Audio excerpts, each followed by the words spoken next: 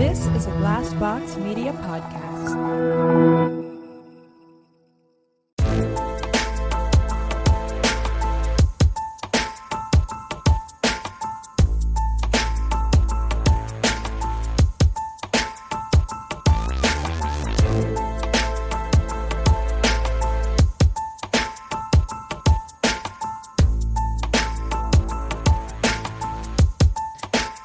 Welcome to My Worst Date. I'm Cassie. I'm Keegan. I'm Christina. Okay, what do we got to talk about today, you guys? Have to talk about, I'm furious. I am heated. Okay. I am livid because this is the kind of shit that I bought into in my 20s. I think it's very destructive. I feel like we have to talk about it.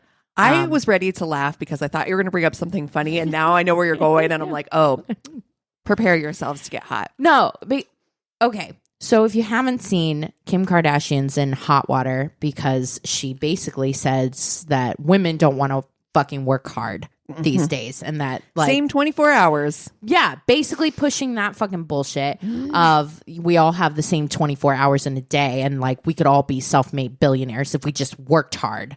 But according to Kim Kardashian, we just don't work hard, and I'm fucking so upset about that kind of mindset. She literally said the words. Just, people don't want to work these days. People just don't want to work these days. Hey, Grandma. That's what she said. I was just like, are you serious? Because everyone that I know is perpetually exhausted, on the verge of burnout, doing multiple things. Like everyone I know is working jobs and side hustles. Yep. Like, and a lot of people are still barely getting by. So shut up.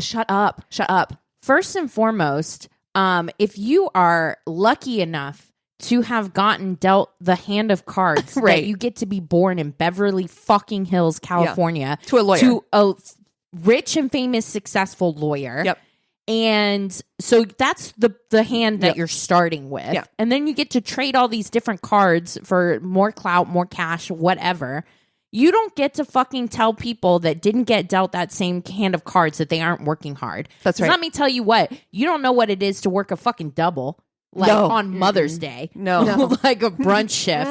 The fucking worst. You don't know what it is to work retail, to be a roofer, construction. You know, any of these things, you don't get to tell people that they aren't working hard when you're already starting off on a level that most people will never, ever, ever get to experience. Yeah. That's right. Yeah, absolutely. It's totally infuriating. Yeah, and it's also just like you're not having to experience the stress that everyone else has to go through in terms of like, how am I going to get insurance? How am I going to, pay all of my bills and my rent? Like, you're not having to experience those things, and you get to delegate tasks to other people who you can afford. You have the privilege to be able to afford to pay, to watch your children, to pay your bills, to handle your finances. I to do really all the wonder day what her staff thinks of those comments. Oh, I'd be my real God. fucking interested to talk to those people. Oof. Yeah. Yeah. I was thinking the other day as I was,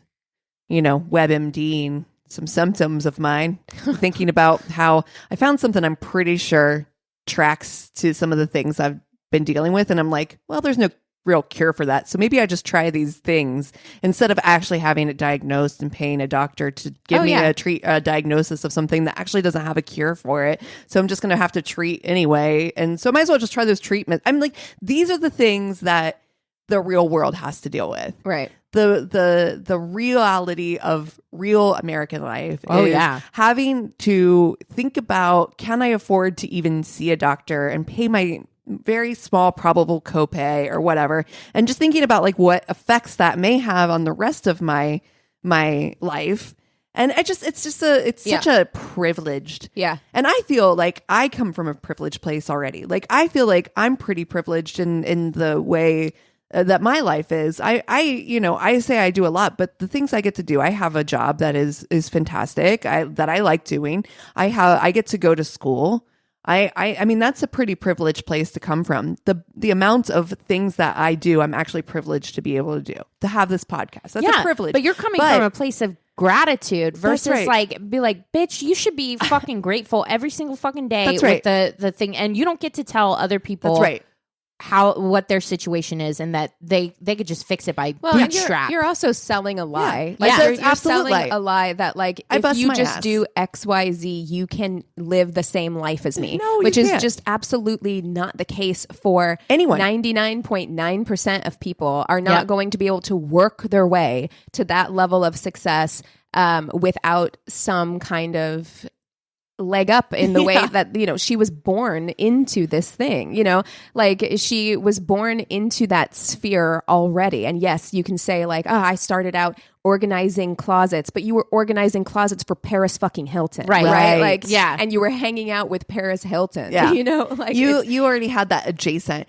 That's the thing too. It's just like anything, and I think probably we get this in a very LA way, which is that LA is one of those towns where like you're never going to, everything you're going to get is because of who you know. It's not what you know, it's who you know in this Right. town, and it's not even really how talented you are. No, it really Like, has. And yes, I think that they're good business. They've made good business decisions that have sure. helped them to grow. Kris you know? Jenner is a fucking genius, man. Right. I don't She's want to take anything away from that, because I'm like, yeah, you did make choices that grew Helped, your yeah. business and Yeah. got you to the place that you are. But to say that like everyone else would be able to do the exact same is not it's even just close not to even reality. close to reality. Yeah. And yeah, man, I stay being on the fence with Kim Kardashian, because I'm like, she's done a lot of, you know, using her platform to advocate for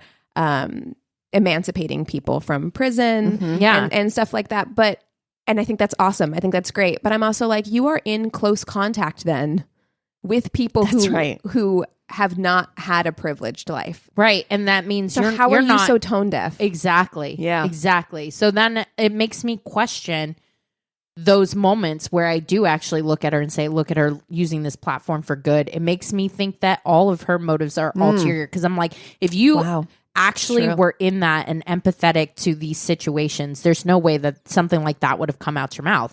And, you know, honestly, like at this point, knowing what we know now about Instagram and how toxic it is to women and teen girls and everything, and the immense amount of influence that they've had within that platform, I'm like, I'm at the point like, wash my hands. Yeah. Like, It was really infuriating to hear Kourtney Kardashian. So true. She's over there like yes-anding all of Kim Kardashian's comments. And I'm like, Bitch, please. I used to watch Keeping Up with the Kardashians. You complained about having to work. You were an icon for setting work boundaries. That's something I appreciated. She was like, I'm fucking leaving at 4. I don't want to work.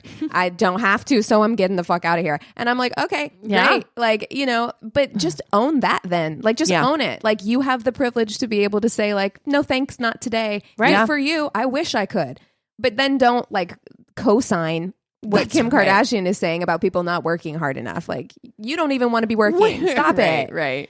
no, and I guess it kind of like hits too at this moment where like I'm seeing a lot of things about like people getting ready to go back into the office. Don't even get me started on how I feel about that. I'm like, we've had 2 years of this amazing reintegration of work-life balance where I'm like, I can do a load of laundry whilst sending out outreach emails. Like, you're not having to travel an hour That's right. to and from work, adding to an already long work day. Yeah. And I'm like, Americans, we are already like working most of the time like 8 to 6, you know, It's because we hard. don't even get that lunch hour.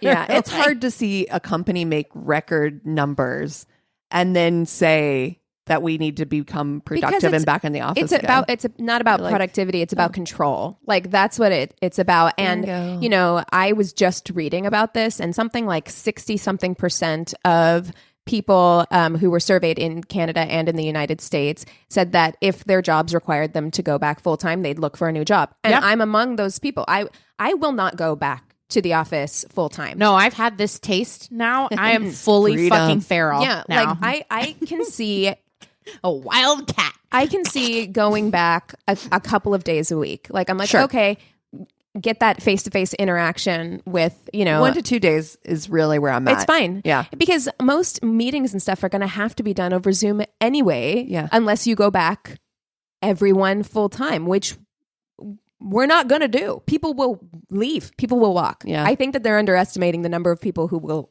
leave their jobs. Yeah. Yeah. And honestly, can't good do for it. us. Yeah. It's honestly. time. It's time that we like set some boundaries. You know, like that's Workers' rights. There's a real Yeah. like workers' rights movement happening right Yeah. now, and really realizing that like we have more power than we thought we did. We can decide to say, if we all do it, if we all just say no, then they Yeah. can't do it. You can't, like yeah, you can't make me. this wheel doesn't run without us. Like this machine doesn't run without us. So keep that in mind, everybody. Thank you Honestly, for coming and to my and save your money, the rich honestly. corner. Yeah. Yeah. Honestly, and gas prices right Yeah. now. Stop See, it. and honestly, businesses, save your money. Just get rid of that building.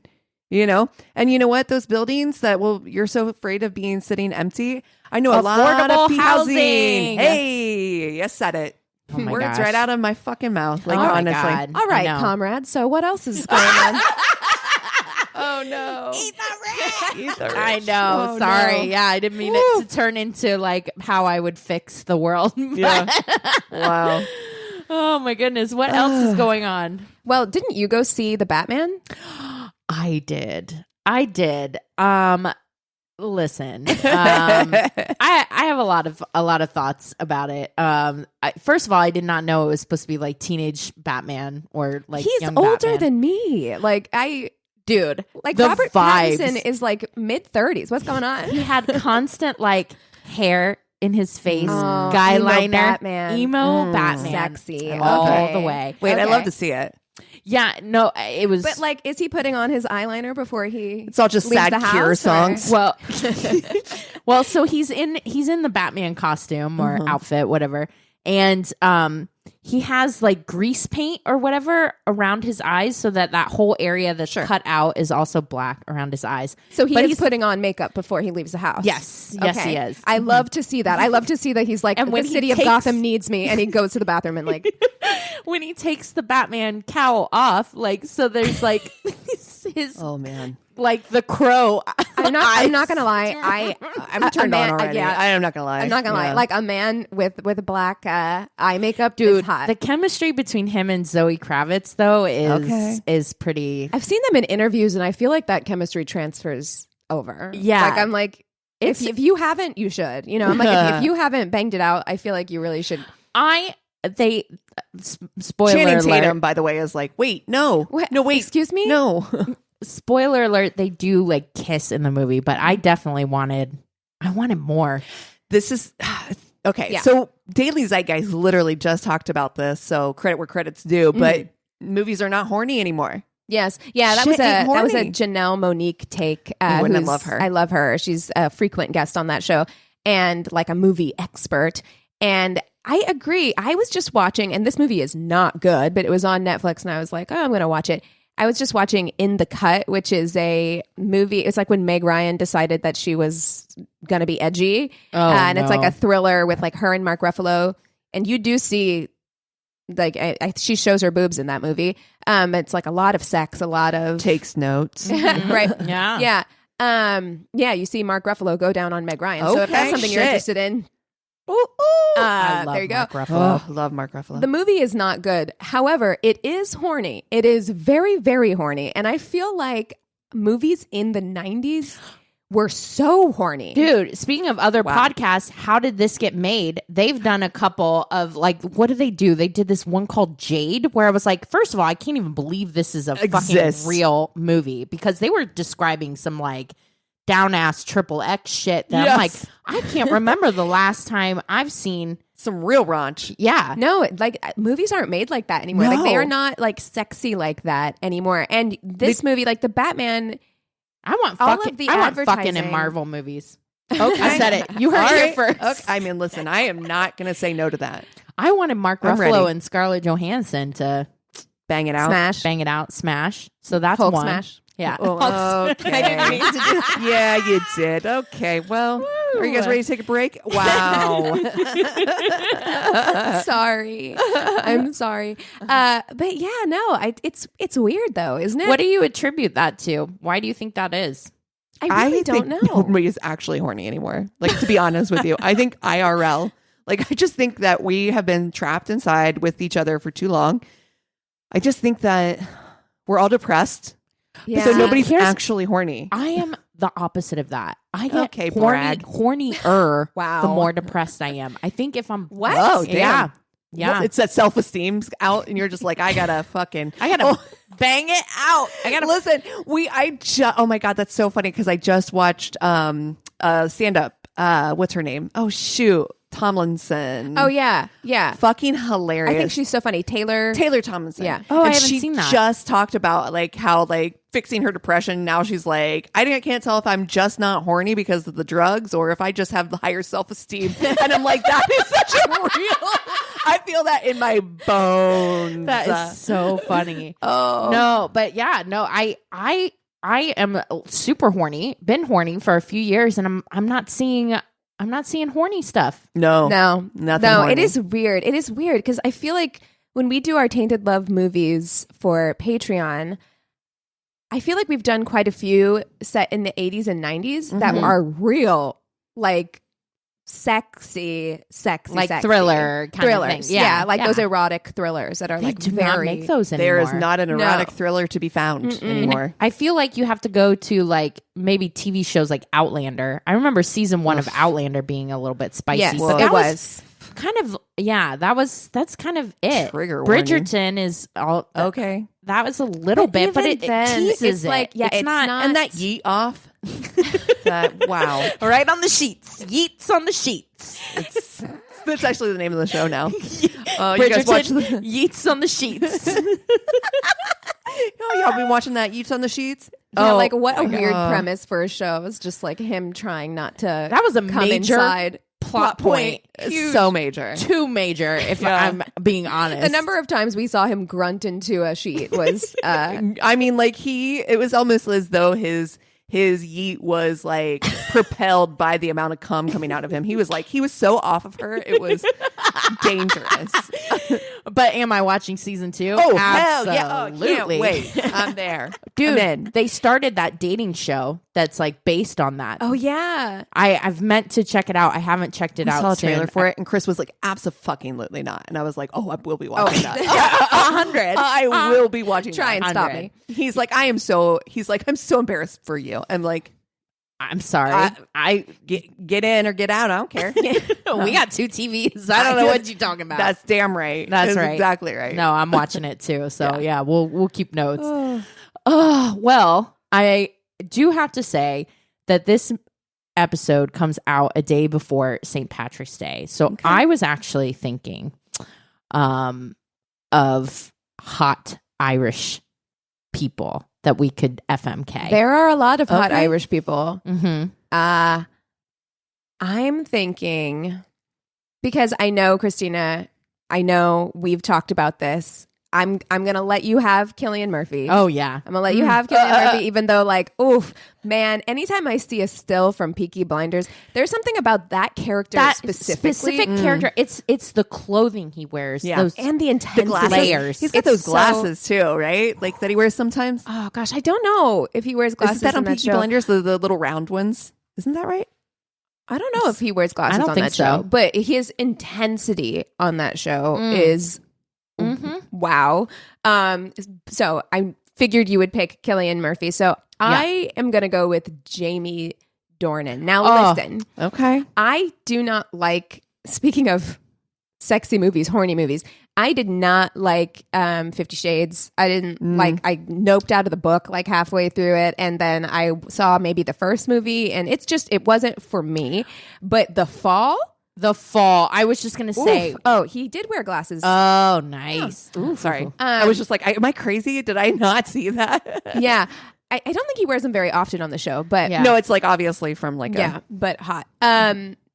But Jamie Dornan in The Yes. Fall. What does that one of say those about us? Because guilty- he is. And so is Cillian Murphy and Peaky Blinders. Like, they are not nice men. Like, No. they are bad But the men. Fall is like him and Gillian Anderson. Oh. Oh, my god, That Woo. is, yes, it was deeply upsetting to me how hot I found him in that show. I was just like, there's something very wrong with me because he is a serial killer in that show. Yes, Wait, he is. spoiler alert. Jesus. I mean, you learn it immediately. Yeah, episode 1. Yeah, but like, yes. gonna go with him because Yeah. objectively a very attractive man. Yeah. I just very attractive. saw him in the movie Belfast. Oh. Which was pretty cute. It's like him and the main chick from Outlander are in it. It's pretty cute. It's black and Black and white. right? Mm-hmm. Yeah. But yeah, he was good in that and good looking as well. I mean, wow. he's a good looking dude. Yeah. I was torn. I had a couple in mind, but I'm going Chris O'Dowd. Aw. And I am because I think he's so cute. I and think he's cute so too. funny Yeah. too. So funny. He love seems him. nice, like genuinely like sweet.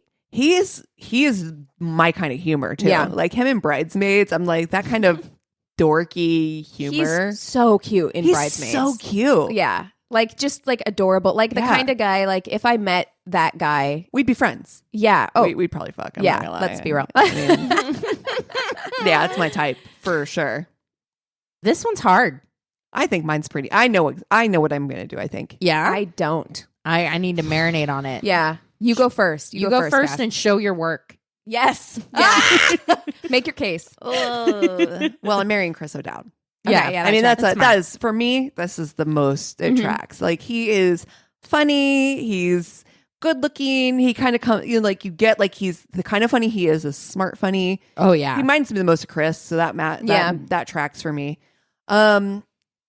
This is where it becomes difficult. Yeah. Like who do you fuck? I gotta say it, Yeah. No. Don't you dare. Jamie Dornan. Oh, okay. Gosh, I thought you were going to say that you didn't think Sorry. Cillian Murphy was hot. Is that what you're about to say to me? To my face? I am going to fuck Jamie Dornan, and here's why. You're looking at the wall now. Cassie is looking at the wall. She can't face us. I'm gonna fuck Jamie Dornan. Here's why. He's dead sexy, and hot take. I did like 50 Shades, but There I you read the go. books, and I Oh, well, liked that's it, okay. And Yeah, lots of people liked it. he's pretty fucking sexy.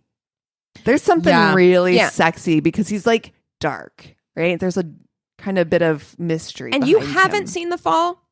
I haven't. You have got to watch that show. Okay, I'm going to. Yeah, it's not too scary for you. No, I think I you would like stuff it. like this. Yeah. I'm gonna pass on Cillian Murphy. Yeah. Okay, we can leave it at that. There I you go. feel like More from me. right? All right, I think I know what I'm going to do. Okay. Y'all gonna just kill Chris O'Dowd just for the hell of it now, aren't you? I'm going to marry Cillian Murphy. There's something like a smoky, old-fashioned flavor to him. There's something like mysterious. Yeah. There's something very like I don't know. I feel like long conversations sipping scotch with him, and I feel like it would be a very spicy, very fun marriage. So I mean, I would be making it spicy. That's all I can say comfortably on this podcast. No, your mind is going places, and I see it. It is. I see it all over your face. So I'm marrying Cillian Murphy, and then I gotta say, if it's just a one night stand, I gotta go for Jamie Dornan. Yeah. Just woo wee. Okay, look. You skipped the Chris O'Dowd entirely. You're like, I'm not gonna say it. No, I won't say it because I do believe.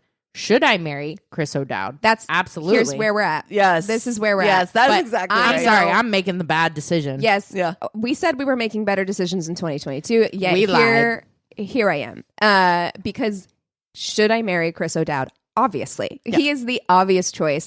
That is a fun marriage. That man is gonna love you. It's like a stable marriage. It's You're gonna have barbecues. You're gonna have the best time. Yeah, you will have the best time. Do I know that I'm probably making a mistake by also wanting to marry Cillian Murphy? Yes. But Are you the couple that gets invited to all the parties yes. because your husband's too hot, or because he's a really good time? I see what you're doing, Cassie. I understand that the better choice is to marry Chris O'Dowd. However, there is something I don't know. You gotta do what you gotta I do. don't know if it's the mystery of it where I'm like, you don't know exactly what you're getting, and you get to like peel back those layers like an onion. But what like, if what's underneath is like fart humor? What if Cillian Murphy loves like Dutch oven you at night and just laughs like so hard? I would never be. Did I marry the wrong person? I would never be more disappointed. The level of disappointment. Oh no, for me. Dutch oven. If I married Cillian Murphy and that's who he was, and he's just like somebody that just loves like fart. Don't do this to me, dick quotes, humor. Christina. He only quotes like Talladega Nights. Why are you both determined to ruin this fantasy for me? Let me have this. Let me have this. His favorite movie is Step Brothers. Yeah. That's all he quotes. Did we you. just become best friends? Yep. Oh You God. want to go to the garage and do karate? Yep. I'm choosing to believe that's not who he is. Okay. But he says it with an Irish accent, so if that makes you feel well, better. it does. It does. It makes That me feel does. a lot better, actually. I wanted to do it so bad, but I'm not going to ruin this by my bad Irish accent. Would his farts be in an Irish accent too?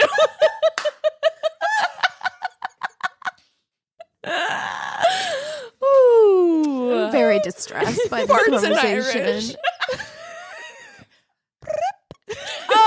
It sounds like, I don't know. I feel like it's a pretty thing. Yeah, I love an Irish accent, so I feel like that would actually improve a fart. And they if smell it like was. Irish Spring. We lose We're off literally the fucking rails. all of our fucking Irish listeners. Oh, no. Our apologies. Oh. We love. Anyways, oh my god. Oh my God. For the record, I was not participating in that. You're in like, that. this is Keegan, and I would like to formally announce that I was not my... Okay. We're back on. We're back on. Yep. I am going to marry Cillian Murphy. I feel like sex with him too is going to be one of those, like, he's like got strong skinny guy energy. Oh, yeah. You know? Oh yeah. So yes, I am also going to have a one night stand with Jamie Dornan because I just think that he's a different kind of intensity that I don't want to be married to. Like, Right. I don't want to be married to that kind of intensity. Exactly. It's different. I can't explain exactly how it's different, but it is. And I would like it for one evening though, please. So that's what I'm going to do. And Chris O'Dowd, I love him. Like if we were fuck, marry, friending, 100%. Like he seems like so much fun. I want to go to an amusement park with Chris O'Dowd. Like that seems like a great time. Yeah. I'm going to have game night with him. Yeah. I want to like, He's going to make you laugh for real. For real. Yeah. So we're having the best time. Jesus Christ. Wow, What a that was journey a that journey. was. Woo. Incredible. We do have a new patron this We week. do. I also want to shout out Di Busqueta. I'm not sure how to pronounce your last name, but you have been an OG. Yes. Absolutely. From the beginning, Worsty, and you just upped your pledge, and we can't tell you how like grateful we are for you. You know, it's just you're one of those people, one of those listeners, ride or die. ride or die, and we so appreciate you. So I wanted to make sure that we gave you another shout out on this show just to let you know how much we really do genuinely love and appreciate you. We also have a new patron, Allison Mongini. I hope I'm pronouncing your last name right, but thank you so much for joining us on Patreon. We love to have you, love to see you. If you have any suggestions for Fuck, Marry, Kills, Would You Rathers, Tainted Love movies, we would love to hear them. So welcome. Yeah. Yeah. Well, you guys want to take 5 and we'll come back with stories? Sounds good. And we're back. Okay, kick us off with stories, Christina. Okay. I got this one from Reddit. They say, we were out having a good time, about to have some dinner. I made some comment about a catapult. Okay. He literally stopped in his tracks, asked exactly what I meant. Did I mean a catapult, or did I in fact mean a trebuchet? What? Oh, no. my Listen. God. Dude, I thought he was like, I'm in. Tell me everything. Okay, proceed. Okay. Sorry. Cue a very lengthy lecture on the difference between all kinds of medieval siege weaponry. I don't care. I don't care. Oh no. While he repeatedly called me and most other people idiots. Oh my god. Oh my god. Okay. Like just pussy dry right up. Like we're not immediately no. Like if you're going to mansplain medieval weaponry to me as if that's a thing that all of us should know or use in our daily lives. I got a lot of shit going on. Okay? Listen, Keegan is triggered. That kind of thing makes me so mad. Belittling I'm anyone. sorry, do you mean a catapult or a trebuchet. excuse me, a trebuchet? I don't know why I'm so triggered by that. Like I'm just like, how dare you call me stupid for something that most people wouldn't actively need to know or care about at all. Exactly. Like you're a hobbyist about like fucking medieval. Listen, so one of my favorite memories of my dad is like once he retired, he would get into like really weird shit. And so like off the cuff one day on the phone with him, he mentioned that he had made a trebuchet for when like a very large, like it was like 12 feet tall. This huge trebuchet. So he had made it. And then he's like, I'm waiting for you guys to come and visit so we can play with I love it. Wait, like here's the hilarious. thing. I actually think if you're really into something obscure like that, I think that's really cool. Like I don't expect the world to know. Right. I have lots of really weird, I go down really weird rabbit holes where like now I have a lot of like random information in my head about a topic that other people might not know about, right? I think that stuff is awesome. But then like talk to me about it. Like if you're passionate about it, I want you to like difference. Yeah, yes, exactly. right. Where you're coming at it from like, oh my God, catapult, that's so cool. Like what if it was this, or you want to have a conversation about it? Yeah, like how big was it? Oh, well then that means it's actually. a trebuchet and like blah, blah, blah. And like, I think that's that kind of passion I enjoy. Correct. It's that when you're trying to like, actually me. yeah. Oh, hate it. Bad vibes, bad energy. So during the lecture, our starters arrived. And he started using his fork to further illustrate the different kinds of catapult mechanism, along with my food, which he was intensely forking up as a projectile demo and then eating while he talked. That's hilarious. So I'm sitting there staring in a sort of fascinated horror while being angrily lectured by a man eating my dinner. Oh my God. Thankfully, the flow was interrupted by his phone ringing. He answered. Turned out his grandma had died, and he immediately burst into floods and floods of inconsolable tears. I had no idea what to do, so I suggested perhaps we should call it a night so he could go and be with his family. He left, I stayed, and then ate his food. Wow. Took a turn. It really took a turn. That is like a worst date. I can't imagine. Like, yeah.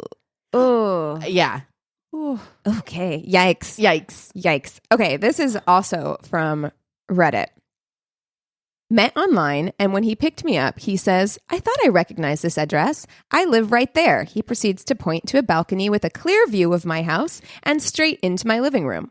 Already getting murder vibes, I decide not to poke the murdery bear, but to make it through this date and then just never talk to him again. Ooh. Wrong choice. He takes me to a local upscale pizza joint where he orders himself a pound of wings and eats all of them himself. Okay, let's talk about listen, I fucking love chicken wings. Yes. I'm one of those people I can put the wing in my mouth, like you suck it dry like a cartoon character. Exactly. Yeah. Oh, and I love it. I love a chicken wing. Since giving up meat, I really miss chicken wings. It's chicken wings. Like I really do. Oh, and we just got this air fryer too. Okay, so we found it at Costco. It was on sale. Girls, I cannot tell you enough. Get your fucking ass to an air fryer because that thing everyone says makes that. the best fucking chicken wings. Ours came with like a rotisserie basket. Oh my God. It was so good. Anyways, all that to say, I don't think that's the best first date meal. No, chicken wings are a very difficult first date meal. I eat when I ate chicken wings, I ate them with a fork because they're messy. You are of course. Sorry. Listen, I can't with you. No. I don't like my Fancy. lips to be spicy. Okay. Oh, God. Look, it burns. I mean, but that's what makes them bigger.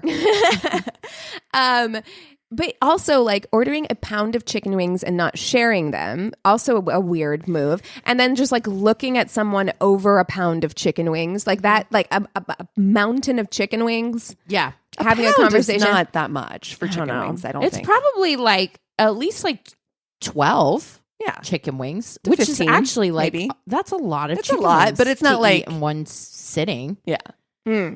Okay, so he is Chicken wings not good for first date. no, though. no. Yeah.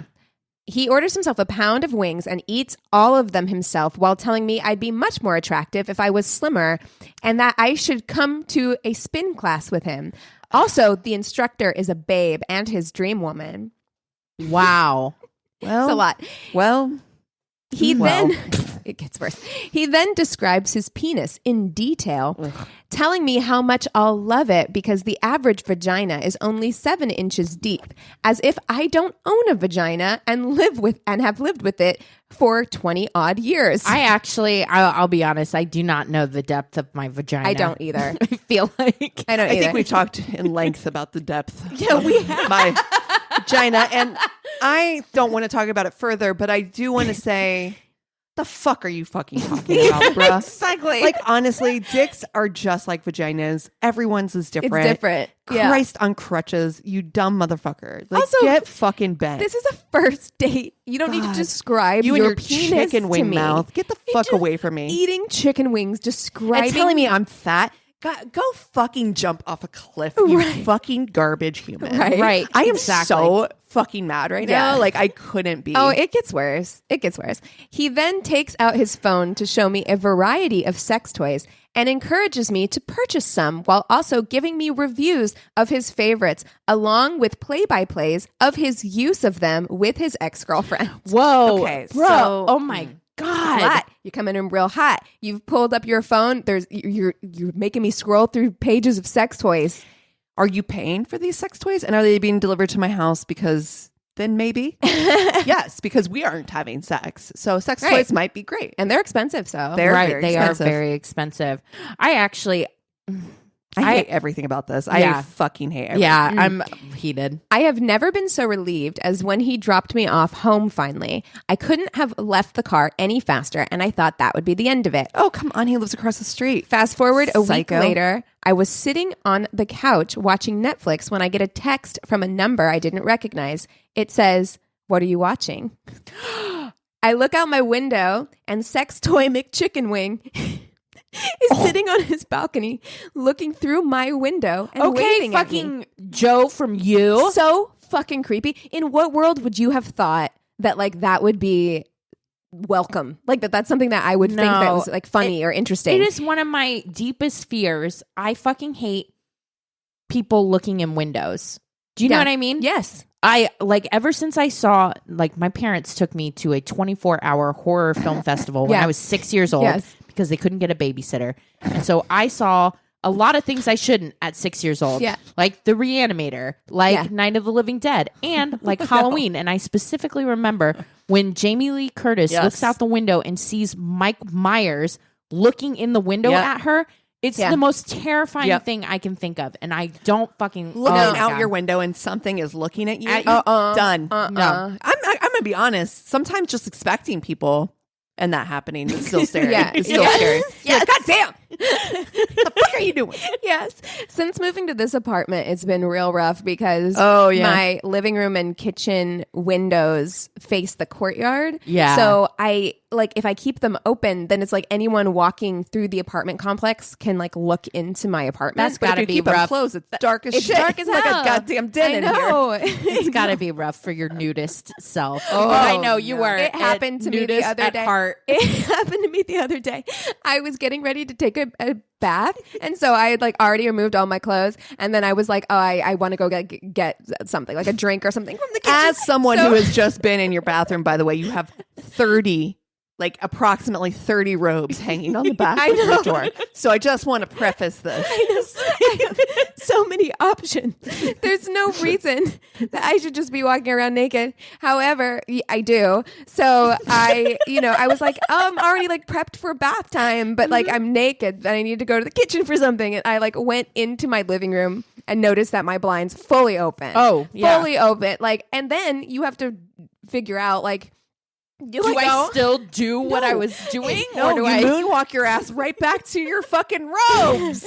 Yeah, because for a split second there, I really was like, I should go up and like shut my blinds. But then I'm like, I don't want to get my tits like closer to the window to like, I would have had to climb on the couch to shut the. Oh my god!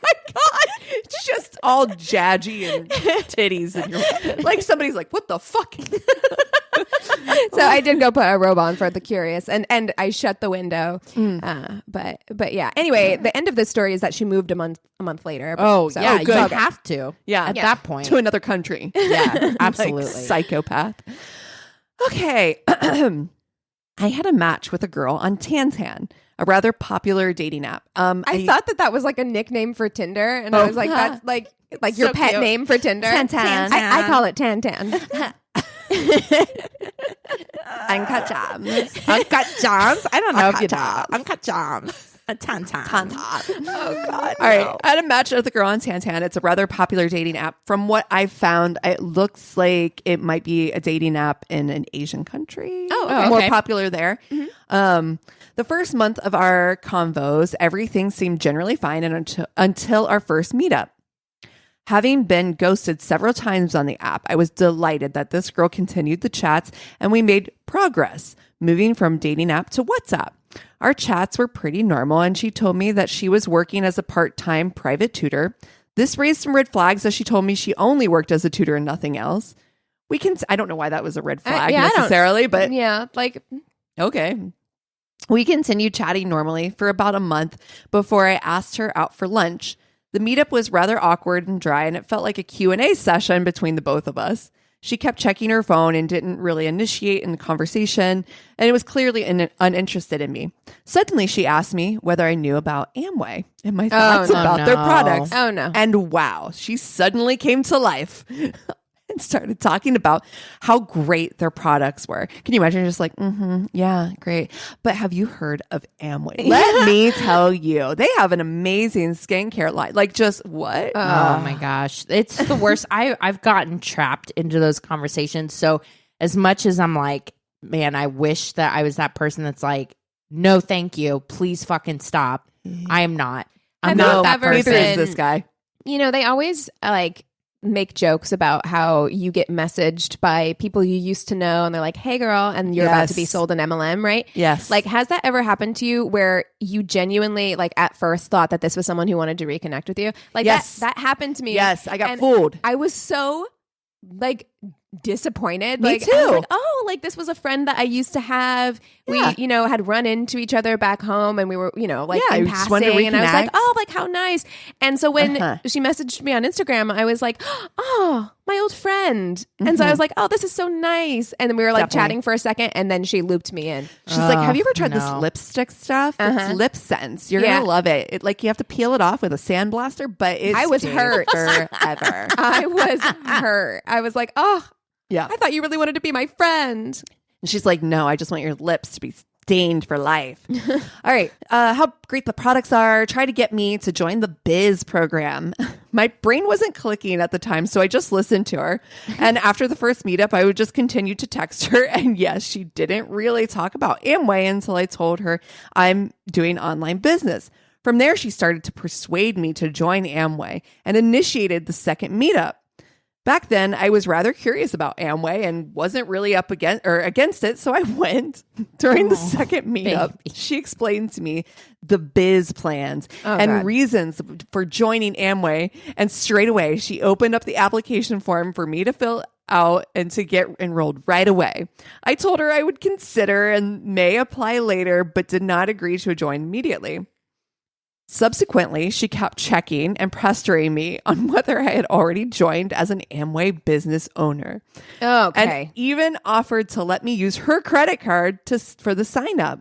I could sense that she was rather desperate to look for new clients and occasionally pestering me to start my business when I had signed up.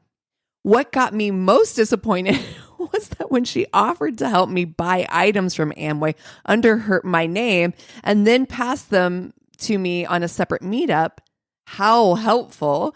But to my horror, she had secretly used my $10 discount voucher for her own items without telling me.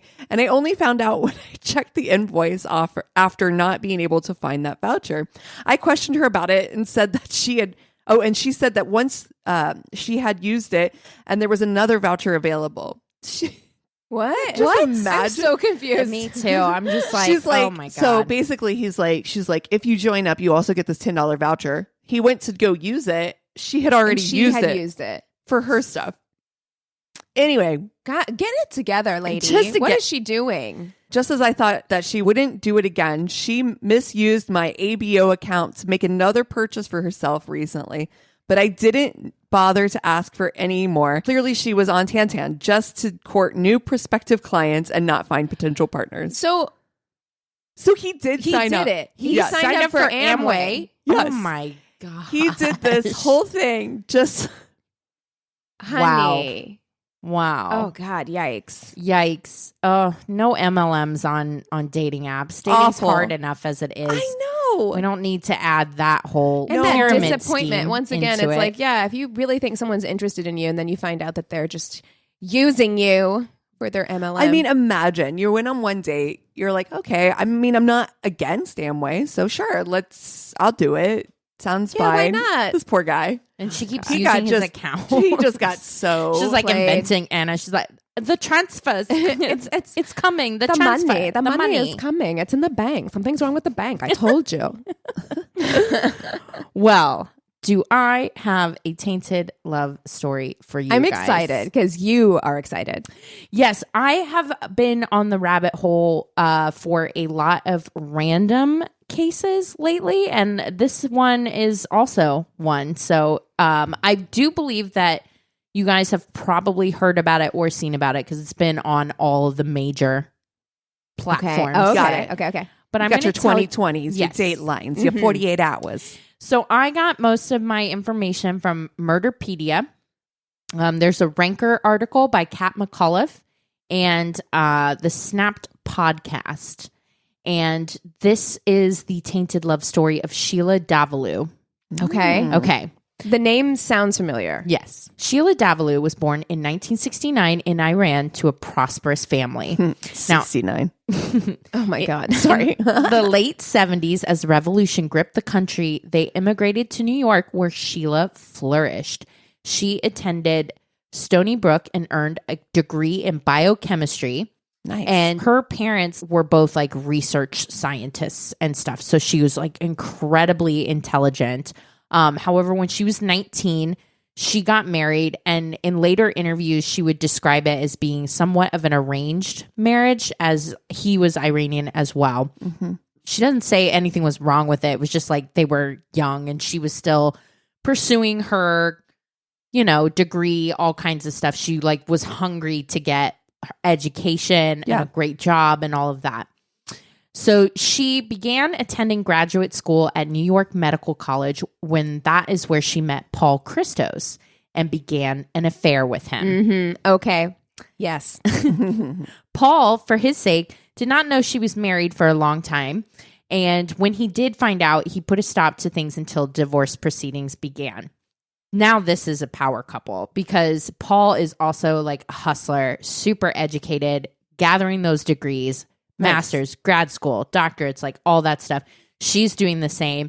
She ends up getting this like great job at Purdue Pharma, and they're making so much money. They have a condo in Pleasantville, New York. Like they're making it. They're doing the things. Life is pleasant in Pleasantville. So they date for like 8 years before getting married. This is like the year 2000. Oh wow! So things are great. Now there were just a couple little hiccups. Mm. This For one, Sheila had a brother with schizophrenia that she said could not be told that she was married or he would get violent and upset. So anytime he was going to come over, Sheila would make Paul pack all of his belongings, clothes, photos, I mean, everything. And he'd have to move out for the weekend. This feels sus. AF. Yeah. I asked Eric, I was Suspicious. like, what would you do? Like if I was literally like, you have to move out for the weekend because my brother's coming into town and he can't know that that I'm seeing somebody. So you have to move out, like all your stuff. And Paul, like, testament to this guy, was totally easygoing about it and did it for years. Like on the regular would move out of his fucking house for the weekend. Huh. Not a red flag at all. Yeah, that's not nary a red flag in sight. Okay, your brother can't know that you're married, but you can't meet him? Like, that's weird. Yeah, no. Like you don't want to go, you can't go get lunch or something? Like, hey, this never is my... questions it, nothing. Like, so like moves out on the regular on weekends. So that weird, but okay. Her brother could visit. So yeah. So this happened like once a month for years.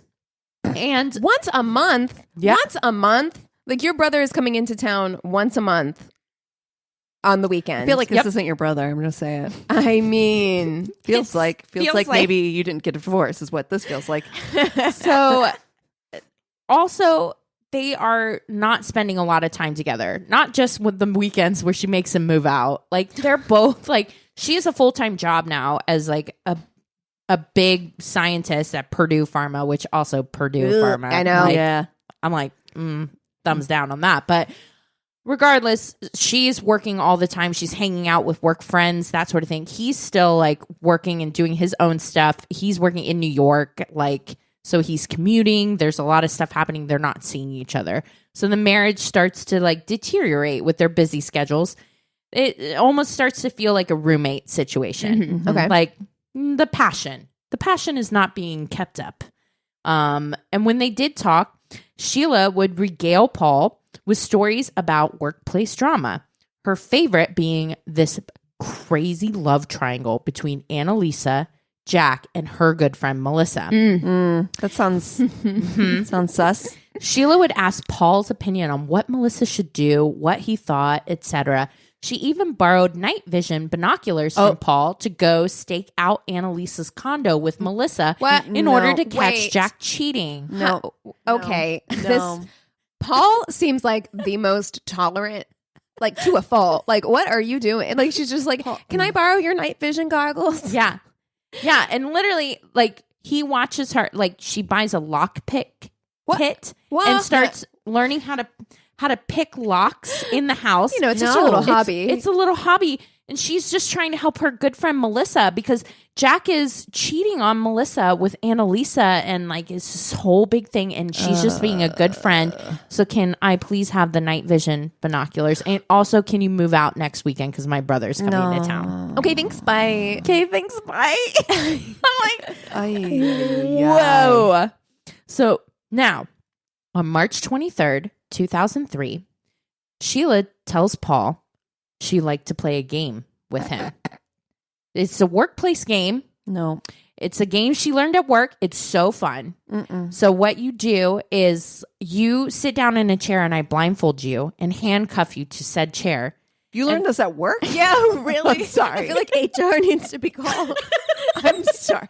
I don't think you should be What are doing they that doing shit. at Purdue Pharma? I have questions. They're just in the break room, all I'm sorry. blindfolded. blindfolded and Handcuffed to the chair. I feel like that would not go over at my workplace. I'm just saying. Me neither. Nor would I want it to. No. No. I'm sorry. And we're not even done yet. The next part of the game is you have your coworkers rub random objects on you and you have to guess what the object is. Look, there is nothing I would want to do less with my coworkers. Handcuffed. Like, handcuffed. why do you have to be Why do handcuffed? I have to be handcuffed for this? Yeah. Why are you rubbing shit on me? What is happening? No. It is a very well-known workplace game. No. I cannot stop thinking about my bosses and how I would not want that to happen. I don't think my bosses want that to happen. My bosses would be like, absolutely Nobody wants it to happen. Nobody wants this to happen. And I'm like, Paul. What? Paul is like, I hope I have let's coworkers play listening to this game. episode because I am dying right now. I am dying. I'm also like, Paul has got to be the sweetest baby angel. Is this his first time being a human, or It's what his world first does go he around for sure. live in where he's like, yeah, this he's is a brand new acceptable. soul, brand new. Absolutely, just completely untouched by sin or something that he doesn't even think. My wife is cheating on me, and that's why she makes me move out once a month. What is going on here? This guy is the most trusting guy. So he's like, yeah, that sounds fun. I want to do that. Let's try Also, this. look, What am I rubbing on you? Even outside of it being super fucking weird, also doesn't sound like a fun game. No. Like, what is fun about this game? I gotta guess objects that are being rubbed on my face. Like, this doesn't sound like fun to me. Yeah, and Feels like they made sure, like, everything I looked at on this game, by the way, because I was like, is this supposed to be a sex game? No, it's not. Wait, it's not. what? They literally made it, like, everyone made it clear this was not a sexual game. This was legitimately like a work game. Wait, No. they did this at... What? Wait, I'm sorry. Wait. No. Wait. I don't know if they Time out. actually did it at Purdue Pharma, Okay. which I'm like, but what you're saying, this is a real... no, what I'm saying is that they made sure to say, like, everyone says, Paul says it, Sheila says it. They were like, this was not a sexual thing. Because I was like, maybe it's a sex thing, like, you know what I mean? Like, they're just trying to, you know, like, cover up the fact that they were, like, kinky or whatever. But they were like, no, like, this was just for fun. Like, that... Just for funsies. They make, like, Monopoly exist. Like, you don't have to do this. What? Play charades or something like a normal person. Like, what's happening right my now? God. There are so many games that already exist that don't involve me needing to be handcuffed to anything. I'm like, I kind of want to play the game. Well, you know, we're getting together tonight with some friends. We could. We could We play are this having game. a good night. So Yeah. Well, here we go. This is the fun Sheila Davalloo game where she blindfolds him. So the first thing she does is rubs a remote control on his face. So it's like, okay. You're gonna make me break out. Too. I know. Like, don't I'm rub like- random objects on my face. On my please. face? No. Yeah, I'm not okay with that. So, you know, he guesses the remote. Great. So what is item number 2? Well, he gets that clue by feeling a very large thump on his chest. That's what he describes. It's like a thump, and it's like it's sharp, it like hurts or whatever, and then another Did he thump get knifed? in his chest. that's. I guess it's a knife. I'm guessing. So he's Your hurt. turn. He cries out, and she's like, "Oh no, it's an accident." What? Wait. What? I hope it's that inflection too, like that Oh, that no. level. Of, oh no. It's an accident. So Paul's like bleeding, and he's like, okay, like game's over now. I don't like this game. I don't want to play anymore. Like call 911. I'm hurt. He doesn't know what's happening. He's confused, disoriented because he has the blindfold on and the handcuffs. She's like, I can't find the key or whatever. He's like, get me out of this fucking chair, please. Call 911. So it takes her a while. She's like, I can't find the key. She's like stalling around. This is also a terrible plan. Can I just say that as well? I'm like, you are a smart person. We haven't even gotten to the end of it. The amount of like, what was your plan that I kept asking? Like, how did you think this was going to work? Yeah. Anyways, so she like stalls. Finally, she like gets him uncuffed, and then he's like, please call 911. She like calls them, and she's like, oh, they're really busy. They said it might be a while before the ambulance comes. So they wait for like over a half an hour. He's like, can you call 911 back and see if they're coming? Because I'm really hurt. I'm bleeding a lot. Like, what is going on? And so she's like, oh, I can go to the urgent care that's like down the street. So she like leaves. She leaves to go to the urgent care. And it's like, she comes back with like an iced coffee from Starbucks. She's like, They were just so busy. That's what she said. She's like, they're busy there too. So they just said to wait on the ambulance. He's like, take me to the hospital. The ambulance is not coming. You take me to the hospital. She's like, okay. I'd be like, give me the phone. Yeah. Give me the phone. Because I can have these conversations with you. So, you know, I can clearly talk. So give me the phone. So they get into the He car. doesn't have his hands. She can hold it. Hold it up to my ear. They're going to the hospital, And they're like, get to the emergency room, and she keeps driving. He's like, it's right there. So she like turns into this like parking lot that's kind of like the employee parking lot or whatever, like in the back, parks in the furthest parking spot. And so they're like sitting there, and he's like, get me help. And she's like, and like stabs him again. What? In her car. What? She's like, it's an accident. Stabs him again in the car, and he's like, or whatever. And there's like employees who are like, what the fuck? That girl just stabbed that dude in the car. What? And so they're like 911, like immediately, like, let's get help. This guy's getting stabbed. And she like literally like opens the door and like pushes him, yeets him out the door.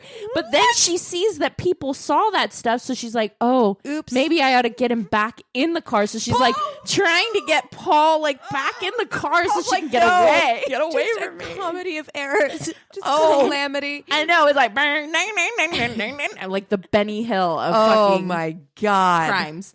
So the cops like come and an ambulance comes, and they're like, okay, what the F is going on? Let's get Paul. Like, so he'd been stabbed with a small paring knife, but it still nicked his heart. So he had to go into open heart surgery. God.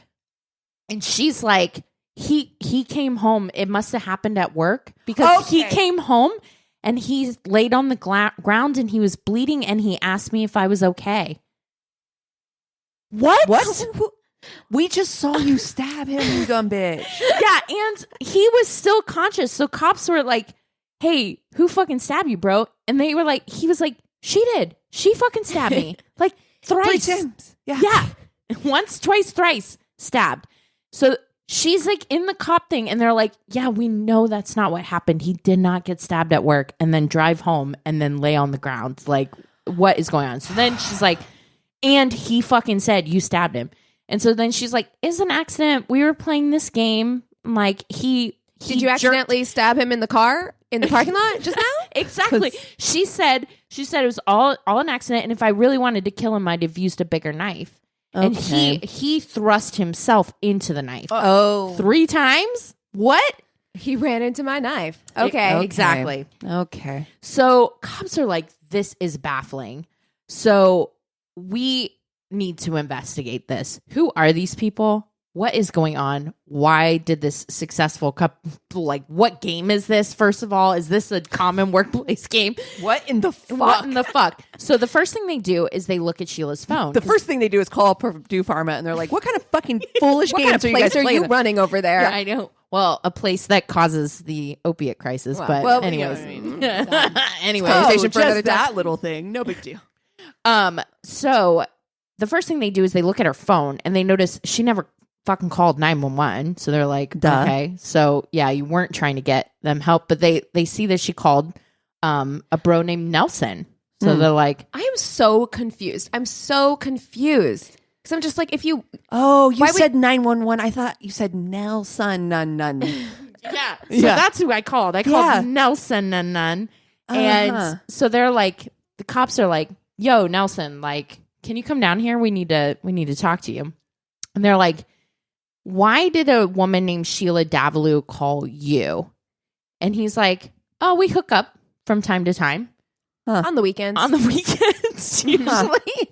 Once a month on the weekends. And he's like, that's really weird. And they're like, do you know, like, she just, like, stabbed her husband or whatever? And he's like, yeah, no, she's not married. I didn't know she was married. Oh, my God. And he's like, and did you say that he was stabbed? Because my fiance was just stabbed a couple of months ago. What? I do not remember this story. What? Mm-hmm. So detectives are like, you said what? Okay, your fiance got stabbed? Also, wait, you have a fiance?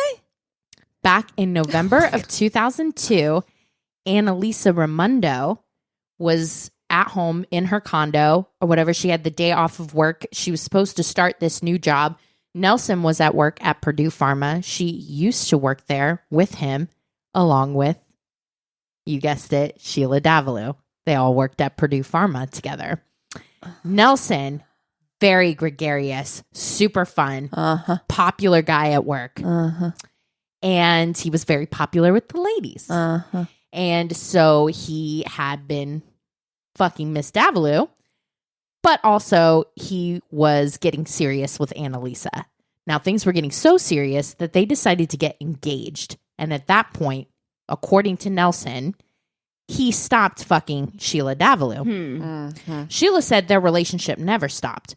But it comes to mention that a month after he kind of cut things off with Sheila, Annalisa is stabbed to death in her condo. Oh my God, to death. To death in her condo. Now, Nelson was the very first suspect because they're like, it's your fiance. Also, he didn't seem that broken up about it. He just so they're like, this isn't a good look, bro. Like, he was the main suspect. So, like, where were you today? He was working all day at Purdue Pharma. Like, you have to punch in, punch out. There's constant camera supervision. So he was at work the entire time. The only clue they have about this killing is the fact that there was a 911 call where a woman says, you need to come. My neighbor is being attacked by a man. So they're like, this is all we have to go on. They play this 911 call to like all their different suspects that they have and everything. No one can figure it out.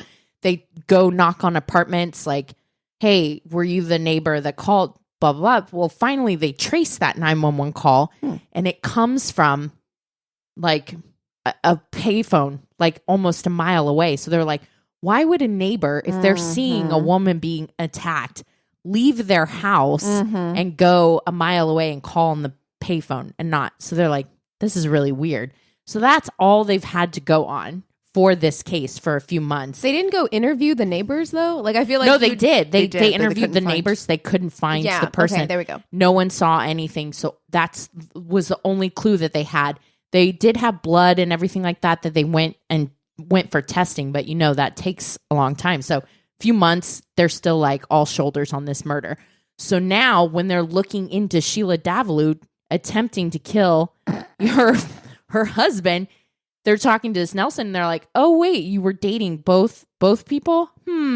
Interesting.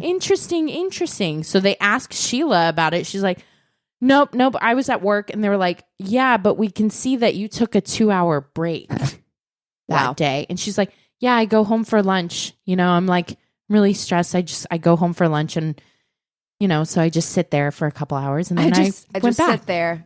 That's a great alibi. I just sit there at home alone. They play her the 911 call. She's like, yeah, that's not me. And they're like, we're listening to you talk. I can hear you. And this is you. I can hear your voice. This is you. I can hear your voice. So she says, no, that's not me. Like, all shoulders, I'm not talking anymore. Also, I'm going to be representing myself. Oh, here we go. Great. Okay. So Paul luckily survives the ordeal. So that's trial number 1, the attempted murder of Paul Christos. And so he has to go and testify and be questioned by the person that attacked him. Oh my God. His ex-wife. Well, not ex yet. They were in the process of getting divorced, but I should hope so. This newborn soul is like, she shouldn't be in prison. Like, she should get help. Like this baby angel. And she, meanwhile, is like gaslighting him, doing all the things, and he's being like so understanding. Is like, I don't know what happened. Like, I mean, like, I understand that you should be able to represent yourself in court. I think it is that is really fucked up to be able to question the people that you attacked. Yeah. Well, not only that, the reason why she said, and this is why the Snapped podcast was actually really interesting because it's 2 parts.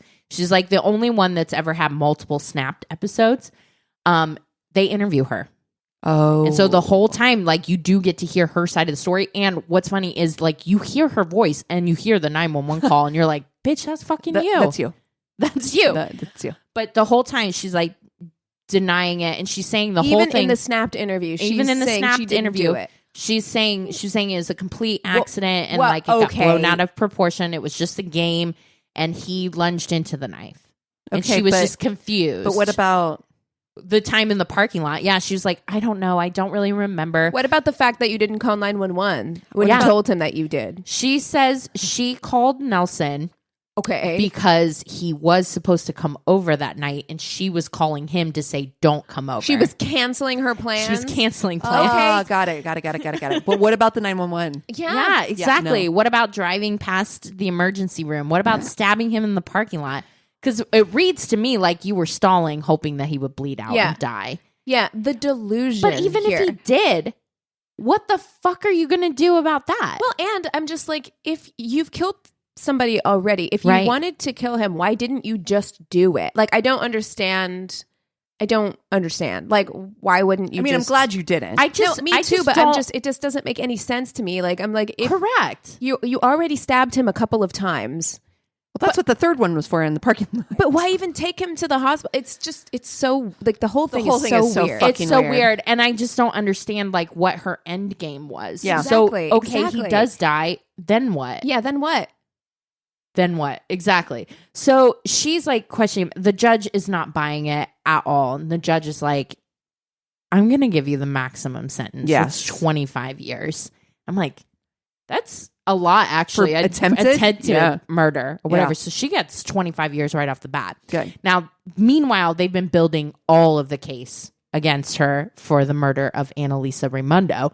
And they're like, they got a sink handle back that had her DNA on it. They were able to match from her house.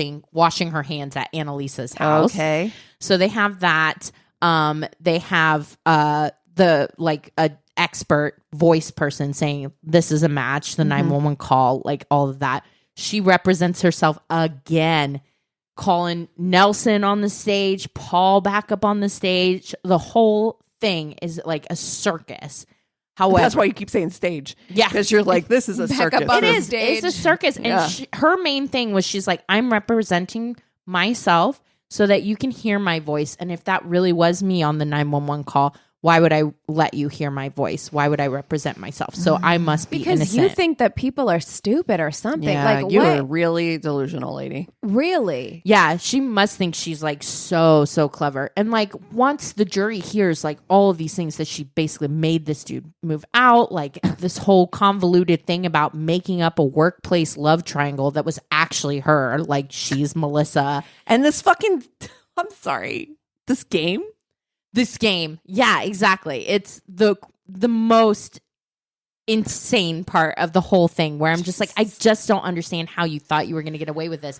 And not only that, they actually think that the reason why she invented this game and hurt Paul to begin with, the prosecutor was saying, is because she had talked so much about that workplace triangle, but she hadn't changed Annalisa's name, that when Annalisa got murdered, it was news in the area. Yeah. And so he saw it on the news and he was like, oh, do you know anything about this? Like, is she okay? Not like accusing her of being involved, but in her mind, she thought, oh, I can't leave him now because what if it gets connected and he goes to the cops about it? But I'm like, honey, dude, your husband moved out once a month for years for you to carry on an affair. I doubt he's connecting any motherfucking dots. Right. Yeah. I mean, and to be honest, Paul sounds a little like you could just be like, hey, I'm going to have an affair. And he'd be like, all right. No. Like, That's fine. he really, I mean, I don't really want to. seems I don't chill. like it. Yeah. But It's not my favorite, but you know,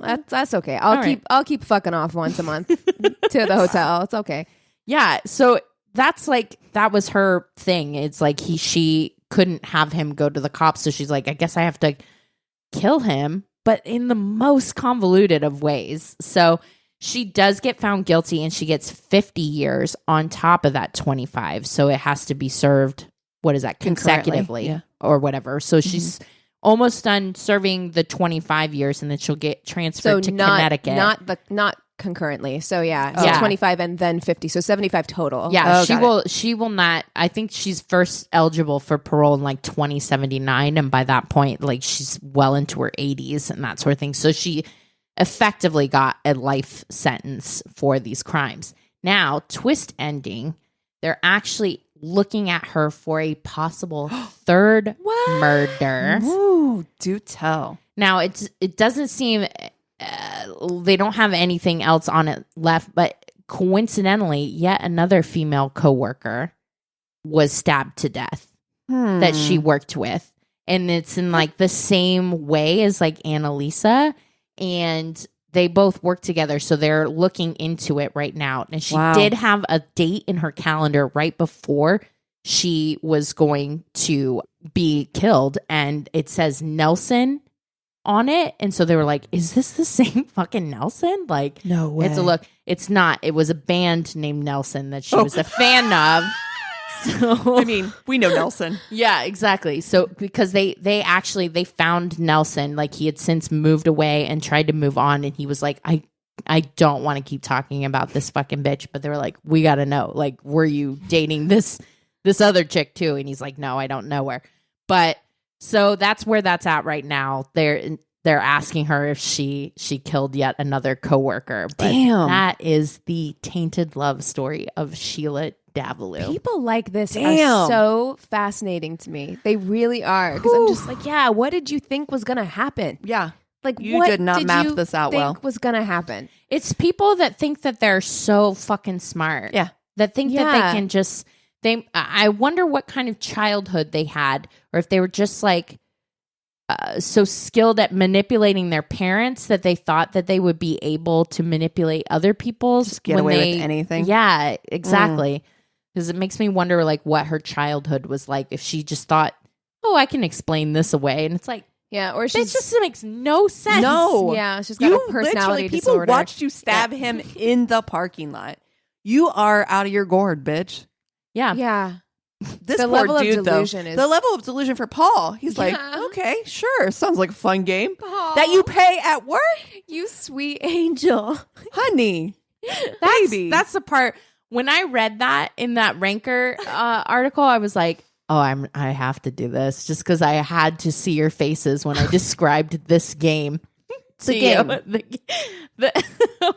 And if we don't play it tonight, I'm going to be very disappointed. I mean, we can record it and put it up on Patreon. We played the Sheila That's Davalloo a remote, game. bitch. It's a remote control. oh, God. What do you win at the end of it? Like, I don't understand. Did you put your dick on me? Jesus Christ. Oh, man. God. Well. That is, wow. That is a whole lot. I can't believe you guys had never heard of that one. It's on never. like all the things. I'd heard the names. Like, both of those names rang a bell for me, but I don't know. I would have remembered. Yeah, had I heard the this details. Story. Are you kidding me? I would have fucking for sure remembered about this motherfucking game. I am so mad. I'm so mad. Yeah. And it looks I'm gonna go home. I'm gonna go home after this right now, and I'm gonna ask Chris. Rick, please record you asking Chris to play this game and tell him that you played it at work. Game at work. Yeah. I want to see his reaction. I actually haven't told Eric about this part of the story too, so I could actually try to ask him if he'd be okay with it.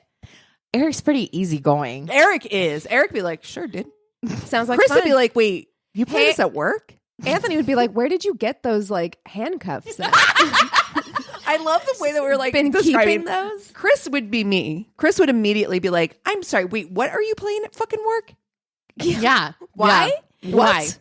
What? No, I'm saying just go up to me like, I really want to play this game. No, I can't get away. I would laugh immediately. I'm the worst liar in the planet, first of all. Second of all, I'm literally just going to be like, let me tell you a story about this. If I had asked you this, what would you say? What are your first thoughts? Yeah, no, I feel like we have to talk about it at our game night 100%. tonight. Yeah. And literally just throw it out there, be like, you guys, we have this great game, and see who would be down to play it. So I guarantee you, Mac and Mike would be like, okay, that sounds fun. Mike's in already. 100. Mac has questions. Emerson's like, I'm in just for the sheer, like, I need to know where this goes. Yeah, Emerson is definitely going to put his dick on your Mike. face. Oh, yeah. Yes. Oh, no. When I said that, it was Emerson in my mind that at game night did this. Wow. I'm just like, our friend. By the way, every listener is like, "What the? We fuck don't is know happening?" who your friends are. Nobody knows who these people are. Anyways, what are you guys watching this week? Well, I finally finished The Sopranos. I have feelings about that finale. The finale, the show in general. I had a real like Love hate. Yeah, like I couldn't tell if I really liked it or not, but I kept watching it. And then I liked, like, you know, the performances are so good. I don't know. I have a lot of like weird feelings about that show, about, you know, the way that show went down. Overall, I mean, I'm glad I've watched it now. Right. But having watched that, I was telling Anthony, I was like, you know, I think I just prefer like crime shows more like Breaking Bad or Ozark. So I was telling him, you know, like, oh, I need to get caught up on Ozark. And he'd never seen it. Oh. So I was like, okay, let's rewatch Ozark, or I'll rewatch Ozark from the beginning to watch it through with you. And then we can watch the end together, because I haven't seen the latest season. So I've been rewatching Ozark, which I think is such a good show.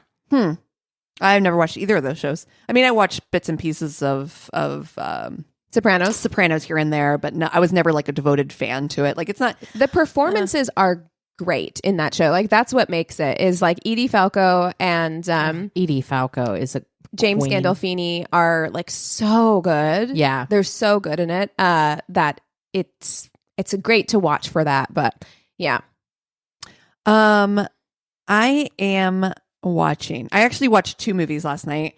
I shirked my responsibilities, did not do my homework, so now I'm going to pay for that today.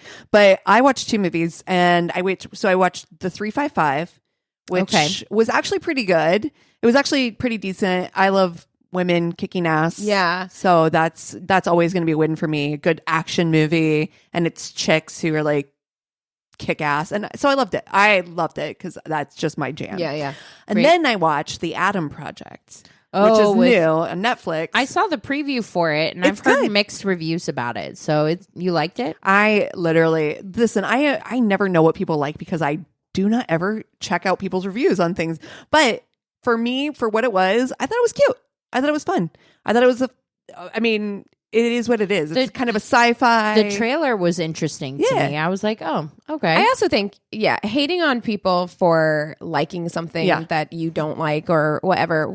Just whatever. We're all different. Yeah. We like different stuff. Exactly. I liked it. I thought it was enjoyable for what it was. Did I think it was like an Academy Award? No. It was a fun movie. It is what it is. It was definitely a family sci-fi fun thing. Here is the thing that I want to bring up about this movie, and I think that we need to discuss. And that is, in this movie supposes that the Hulk, we just talked about him earlier, Mark Ruffalo and Jennifer Garner are married. And I have the question now, is this part of the 13 going on 30 verse? Is this a continuation of the 13 going on 30 verse?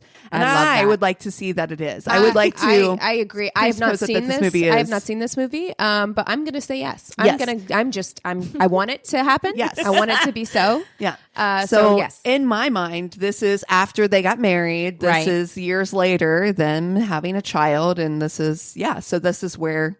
This is the next chapter. Awesome. The continuation of the 13 going on 30 verse. I love that for them. Yeah, me too. Yeah, and for us. Yeah. We deserve it. I am fixated in a probably unhealthy way on the show Severance. Oh, God, yeah. So good.